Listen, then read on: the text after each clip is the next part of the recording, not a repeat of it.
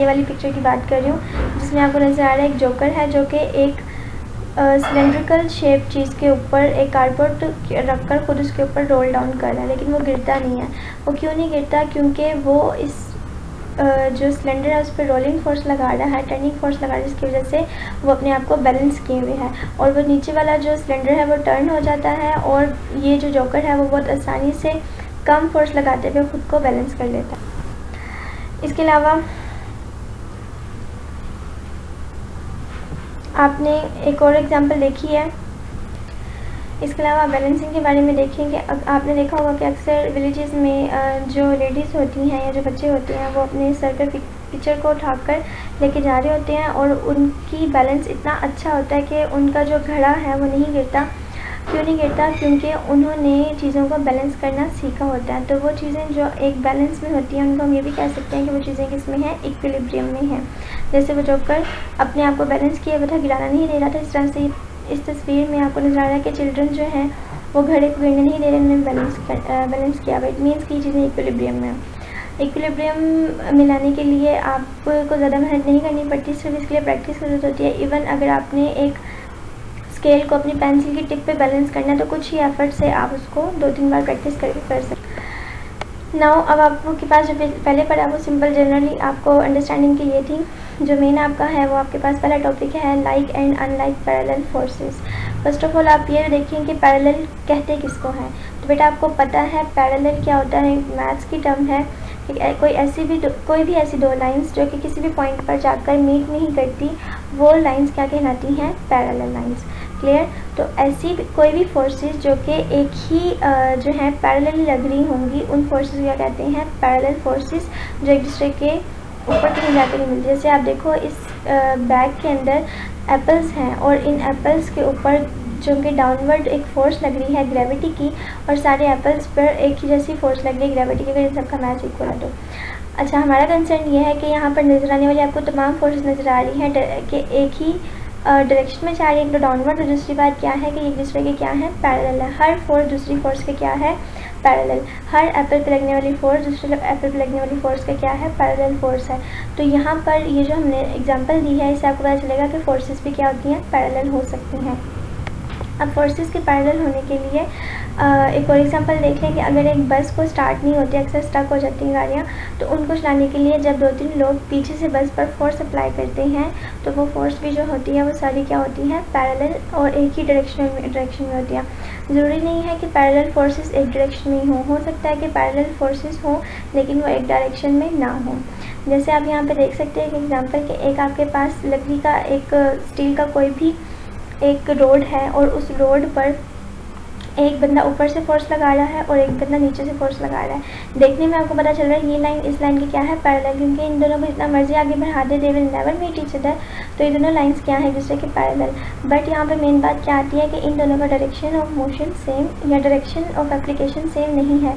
इसका direction upward है और इसका डायरेक्शन डाउनवर्ड है ये भी पैरेलल और है ये भी parallel. The difference is that कि इनका डायरेक्शन क्या है? सबका सेम, और इन दोनों का डायरेक्शन क्या है? ऑपोजिट। तो ऐसे तमाम बेटा फोर्सेस जो कि एक दूसरे के पैरेलल हों और उनका डायरेक्शन भी सेम हो, उनको हम कहते हैं that are called like parallel forces.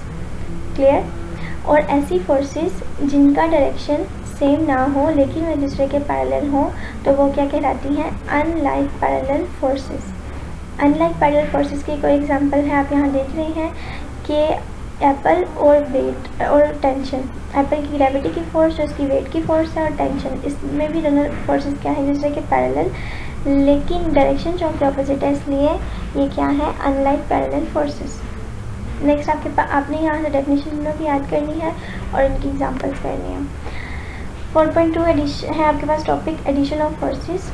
ये भी शॉर्ट में होता है कि हम फोर्सेस को ऐड कैसे कर सकते हैं। बेटा आपको पता है कि फोर्सेस को हमने पहले सिंपल ऐड करना सीखा था कि अगर आपको कहती हूँ कि एक टेबल पर 2 लोग फोर्स लगा रहे हैं 5 न्यूटन की, दोनों एक ही डायरेक्शन से लगा रहे हैं, तो टोटल फोर्स कितनी होगी?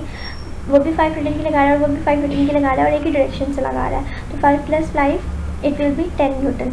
तो ये तो सिंपल बात होगी कि हमने 10 न्यूटन की फोर्स बता दी।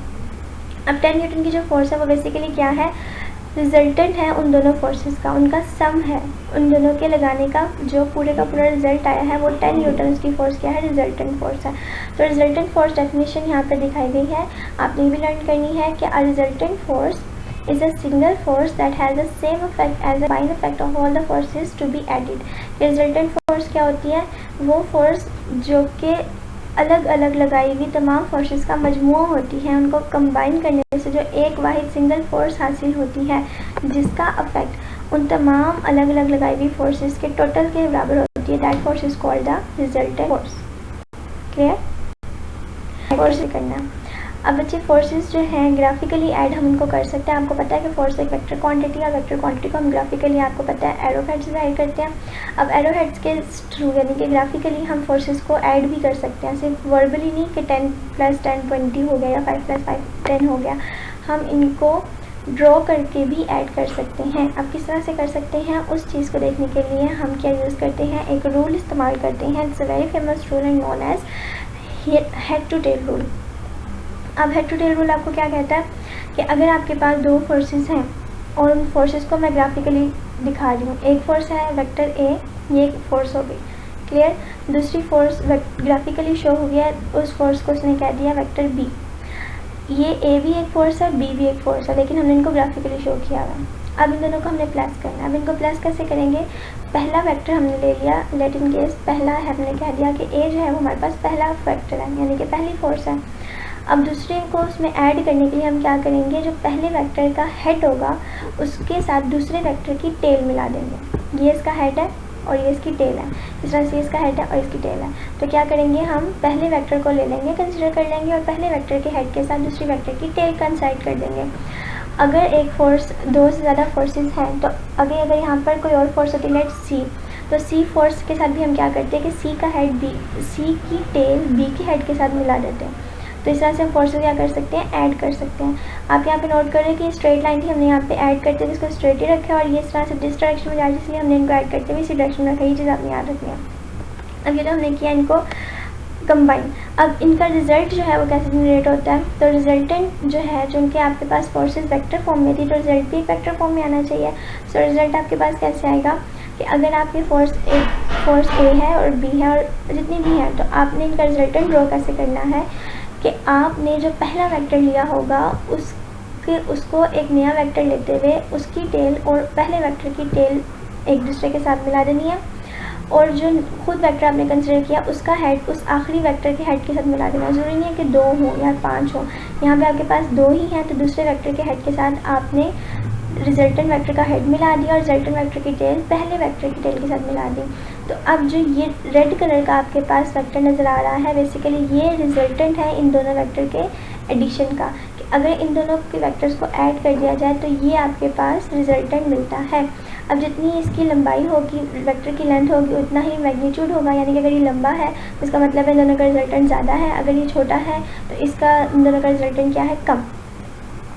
और जो इसकी डायरेक्शन होगी इसका मतलब है रिजल्टेंट वेक्टर की डायरेक्शन वही होगी जिस डायरेक्शन में वो बॉडी मूव कर जाएगी। यानी कि अगर आपने 2 बॉडीज़ पे फोर्स लगाई है, एक बॉडी पे आप एक बॉडी पर इस डायरेक्शन से फोर्स लगा रहे हो, उसी बॉडी पर दूसरी फोर्स इस डायरेक्शन में लगा रहे हो, तो बॉडी की डायरेक्शन मूव करेगी ना ही इसकी डायरेक्शन में ना ही इसकी डायरेक्शन में, बल्कि वो समहाउ दोनों के दरमियान की डायरेक्शन मूव करेगी। So this rule is known as